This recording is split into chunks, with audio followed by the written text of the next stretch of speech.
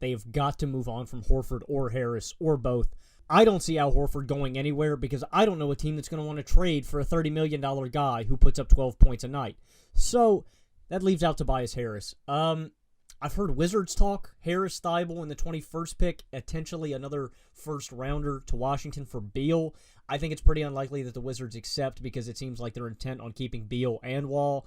The other one I've heard is Oklahoma City, Harris in the 21st pick for maybe Chris Paul. With Gallinari more than likely getting a bag somewhere else, Harris will fill the power forward spot. And the Thunder have SGA and Schroeder ready to eat up CP3's minutes.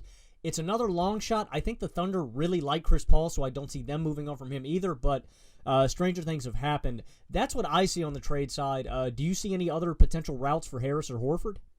I do not really.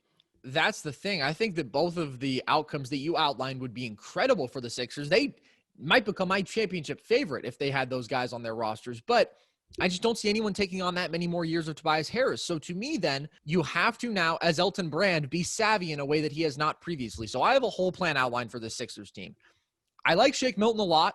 Even if he's a good rotation piece, this team needs more shooting and shot creation. So you're not going to be able to move on from Harris. You're not going to be able to move on from Horford. But you do have another intriguing asset on your roster in Josh Richardson. I think that they need to look into giving up Richardson and then Zaire Smith, if he's still considered an asset at all, maybe a pick to go get Evan Fournier, who will be opting in to his player option, presumably in Orlando, because Josh Richardson is a very good NBA player.